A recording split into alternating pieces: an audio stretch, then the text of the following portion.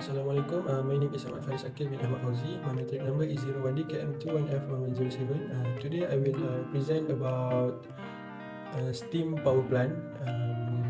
I will explain about the importance of steam power plant and their role in various industry. Okay, the first one is power generation.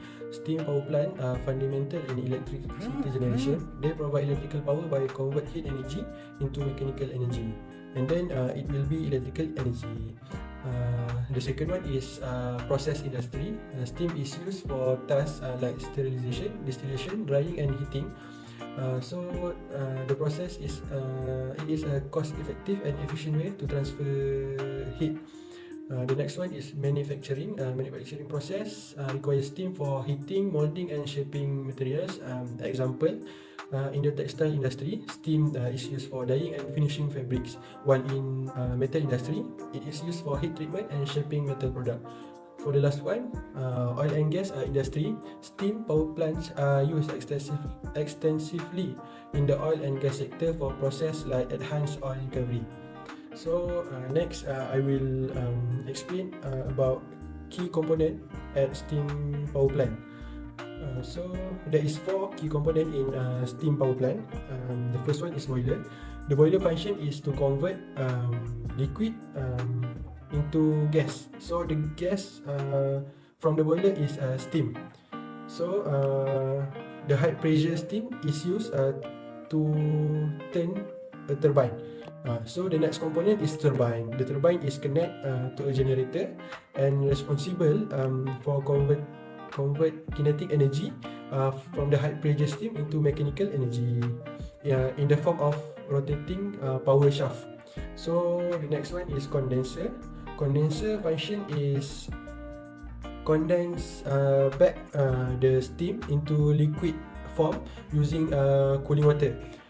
So this process allows the steam to be recycled back into the boiler. So the last component is water pump. Water pump it's provide boiler water need to maintain a safe operation. So that's all from me. Next, I will pass to my group members. Okay, thank you. Greetings to my Engineering Plant Technology lecturer, DJJ52012, and Cik Nurul Zaidi and my fellow friends. My name is Rubish Pillai and my metric number is 01DKM21F1108. And today I will be presenting on safety inspections in boiler tubes and drums. So first of all, steam boiler inspection is critical for ensuring the optimal efficiency and safety of the steam boiler. Following correct and regular steam boiler inspection practices can prevent incidents from occurring and mitigate the chance of components failing, which can, in extreme situations, result in explosion. So let's take a look at the next slide. So what should be looked out for during safety inspection and what will happen if it is not inspected properly? So the first point will be traces of oil. So what will happen if it's not inspected properly? Contamination would enter steam or feed water, and it can also cause local overheating of the material and possible damage to the boiler. Second point will be erosion. Erosion causes the thinning of the pipe wall that can eventually lead to holes in piping. The third point will be bulging on the boiler drum, and adversely affects the control of the steam drum level. The fourth point will be blister on the boiler drum. It is an indication that there is corrosion due to condensation of the flue gases. The fifth point will be failure at the tube connections. It will cause corrosion and scaling of boiler heating surface tubes and steam turbines, which will seriously affect the safety and economic operation of the entire power plant. And the last point will be fire tube door explosion. So what will happen if it's not inspected properly? The water explodes into steam. It splashes the burning hot liquid metal along with it, causing an extreme risk of severe burns to anyone located nearby and creating a fire hazard. So next slide, we will be looking at several pictures on safety inspection. Okay, alright. These are some of the pictures that shows what to look out for during safety inspection of boiler tubes and drums. So the first picture shows blistering, which is again an indication that there is corrosion due to condensation of flue gases. The second picture below shows how bulging occurs and how it looks. And the third picture shows erosion inside a boiler tube. That is all from me for this presentation. I will pass the presentation to the next presenter. Thank you. Assalamualaikum warahmatullahi wabarakatuh. My name is Hafzal Abdul Hisham. My matrix number is 01DKM21F1109. Okay, I will continue this presentation. For my part, I will explain about different fire tube boiler and water tube boiler. Okay, first difference for fire tube boiler is hot gas pass through tube submerged in water. Okay, for water tube boiler is water circulate inside tube heated externally. Second, for fire tube boiler is lower pressure and temperature, and for water tube boiler is higher pressure and temperature capabilities. Okay, third different for fire tube boiler is less safe due to exposed pressure vessel, and for water tube boiler is generally safe. Okay, next, different about size. For fire tube boiler is compact size, suitable for limited space, and for water tube boiler is large size, require more space. Okay, next, about maintenance. Different about maintenance for fire tube boiler is easier maintenance, and for water tube boiler is more complex maintenance due to tube arrangement. Okay, I continue this presentation about advantage and disadvantage fire tube and water tube boiler. Okay, advantage of fire tube boiler is first, compact and easy maintenance, and disadvantage, lower efficiency and limited capacity. Okay, next, for water tube boiler, advantage of water tube boiler is high efficient and high capacity, and then disadvantage of water tube boiler is large size and complex maintenance.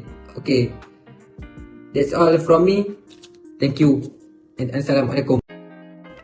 Assalamualaikum, my name is Nantu Muhammad Alimin bin Tuan Mahmud. My metric number is 01DKM21F1106. So I want to explain about heat saving instrument in steam power plant and regulation and safety in steam power plant. So first, steam purifier. Steam purifier works as a cleaner for boiler residue that has settled in the superheater and boiler.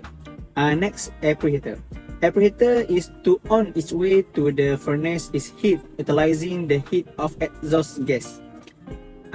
Beside that, economizer. The function of economizer is to recover some of the heat being carried over by exhaust gas. In addition, superheater. Superheater is to superheat the steam generated by boiler.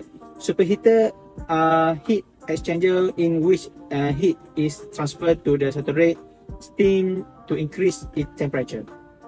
Next, feed water heater. Feed water heater is to increasing feed water temperature and to minimize the thermal effect. Last but not least, steam trap. The function of steam trap is to discharge condensate and non-condensable gas with a negligible consumption or loss of live steam. Most steam traps are nothing more than automatic valve. For the last one is soot blower. Soot blower is to remove the soot that is deposited on the furnace tube of a boiler during combustion. By the way, the type of soot blower is first wall blower, second long retractable soot blower, it is LRSB. The last one, air heater blower. Regulation and safety procedures, steam power plant. First of all, always wear thin goggles or a thin shell to protect the eyes from harmful light intensity. Next, do not stand directly in front of open port or doors. In addition, Do not use open-ended pipe for running observation pot of slag on furnace wall. It is because hot gas can be discharged through the open-ended pipe directly onto its handle. Next, be prepared for falling slag striking the road or prop. The fulcrum action can inflict self-injuries. For the last one, use low voltage extension cord or cord with ground fault interrupter. So to conclude, steam power plant has high sustainability compared to other types of power plants such as gas turbine. But why is that? The first point, steam power plant can be generated using various renewable energy sources. Second point, it requires less construction spaces. And the last point, the main component that is needed for the whole steam power plant to work is water. And water can be easily be found anywhere. So that is all from us for this presentation. Thank you for your attention.